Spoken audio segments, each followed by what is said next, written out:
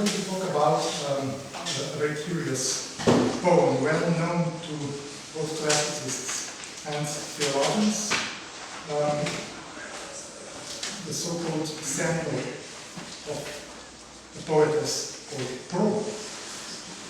Jerome's criticism of the so-called samples in the letter to Polymus of Mola is a notorious passage, and I reproduced the passage on the handout number 1. His satire is directed against a certain Garula Anus, babbling old woman, as he describes her.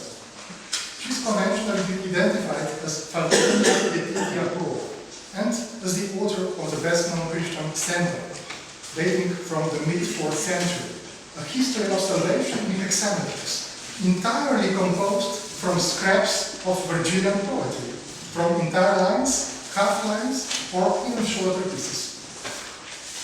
This is a sample, or canton, or canton in medieval Greek, literally a patchwork cloak, precisely like the one described by Dolly Parton in the famous country song, "My coat of many colors that my mama made for me, made only from rags, but I wore it so proudly."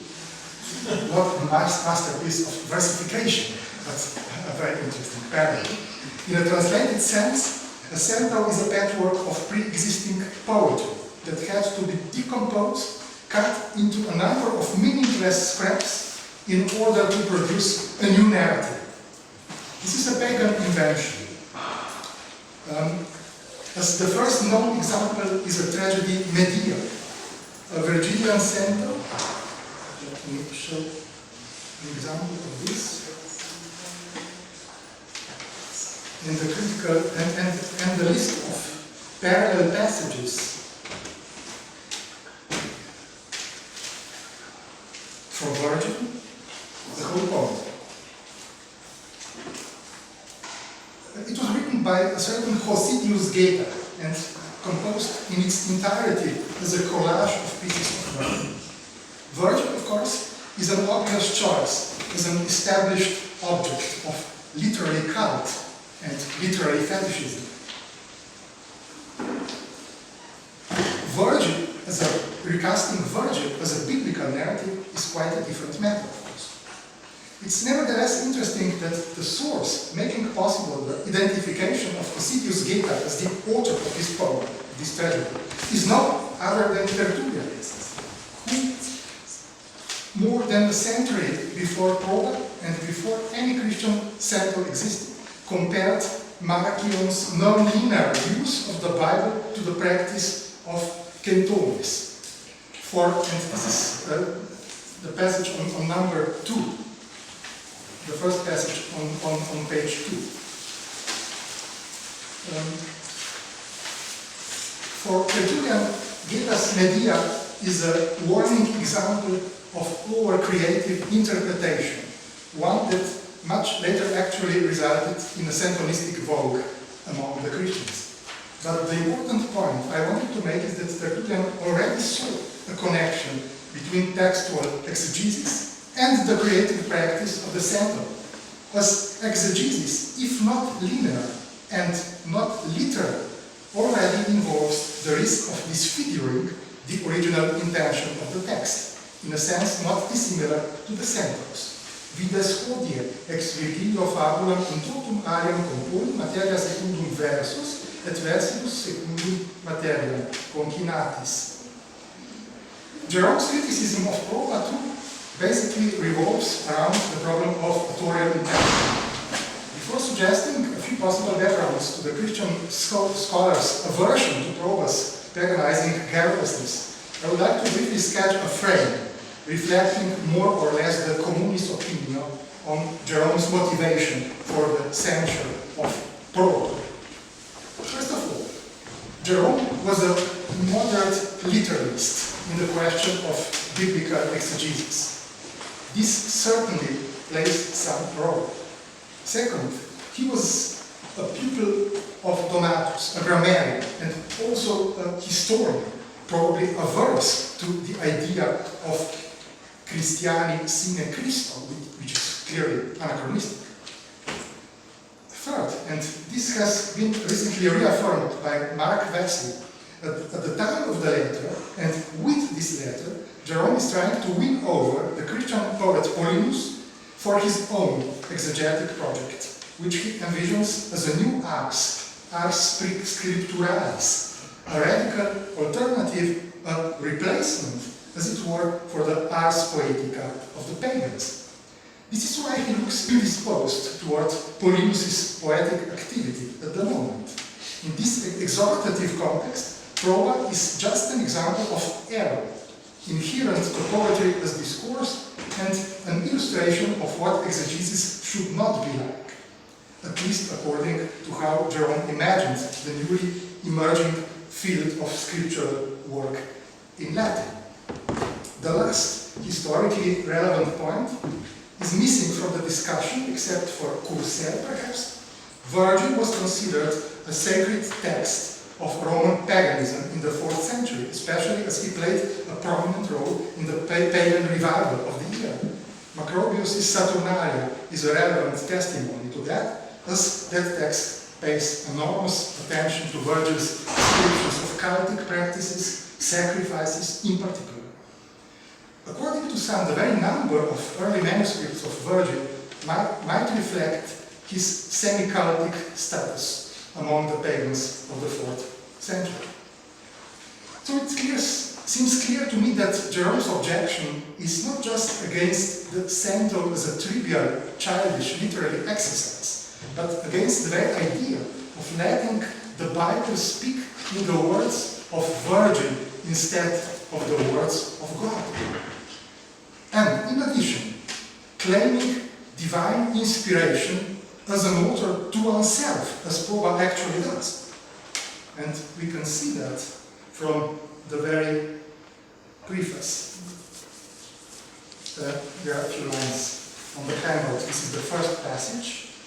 Arcana ut possim vatis proba cuncta refere, in order that I, Proba, may disclose all mysteries of the poet. Vergilium cicinissero quartia munera Christi. I will declare that Virgil sang about the pious feast of Christ.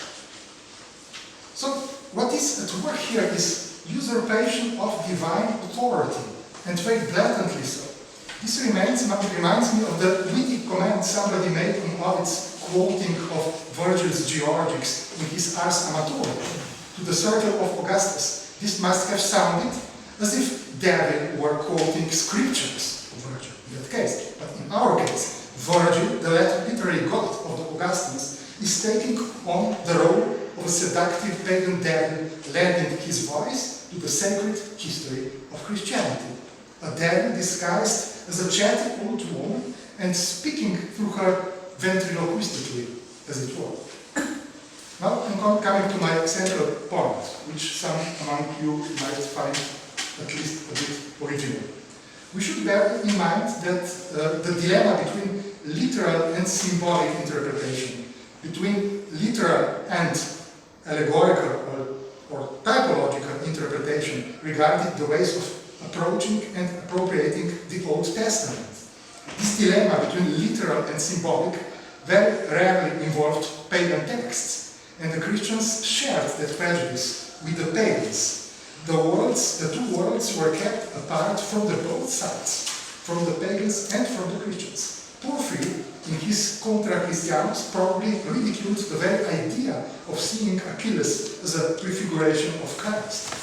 As far as Virgil is concerned, it took a long way to meet him as a proto-Christian in Dante's Divina Commedia, and the church fathers are clearly not responsible for that.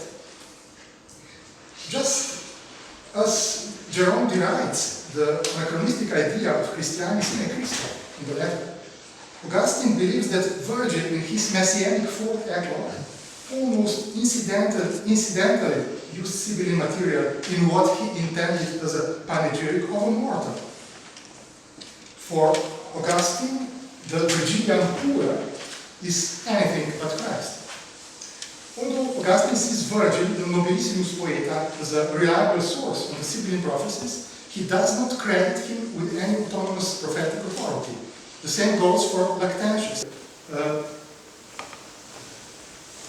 On Lactantius' view of Cicero and Virgil, Vinzenz Buchheit persuasively argued that there is no basis whatsoever for the widespread belief that Lactantius, the Christian Cicero, according to the humanists, attributed some kind of proto-Christian inspiration to pagan writers such as Cicero and Virgil.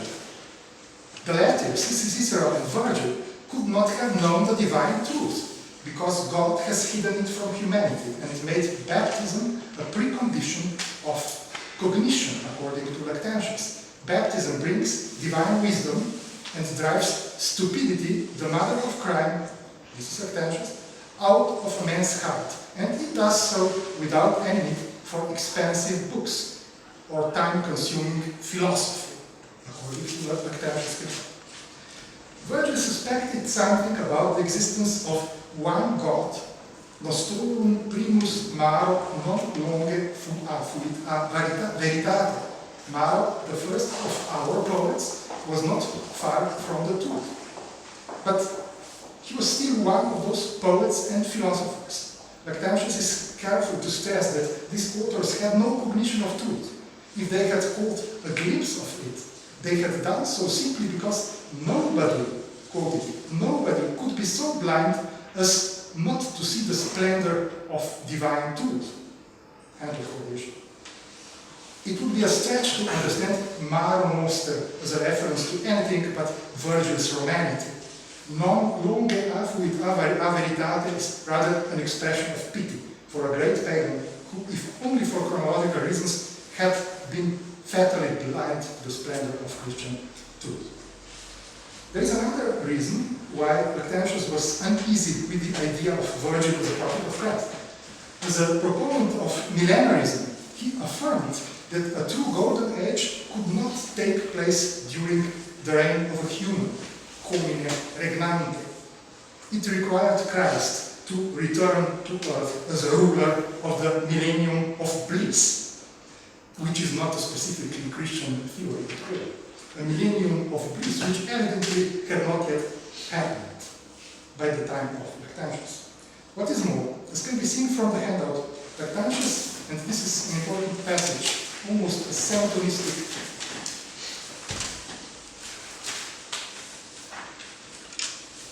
citation from the fourth epoch, page 3, the first passage. Lactantius quotes lines from Virgil's poem from the fourth epoch, the so-called Messianic poem, Temporarium Mori, transposing verses with a clear intention to separate the golden age from the infant Savior, who of course cannot be identical with Christ. And he does so with the clear intention to postpone the golden age to a later time, not to the time of Christ on earth, perhaps some later time in the 4th century. The only text of the 4th century explicitly casting Virgil as a prophetic authority and as a prophet of Christ is the Oratio ad Sanctorum Coitum. Oratio ad Sanctorum Cetum, a Good Friday sermon of unknown date attributed to Constantine, preserved in Eusebius' Vita Constantini as a Greek translation of a lost Latin original. The speech of Emperor Constantine written for the assembly of saints. The speech includes a lecture-style commentary on Virgil's fourth epoch, accompanied by an almost complete translation of the poem into Greek.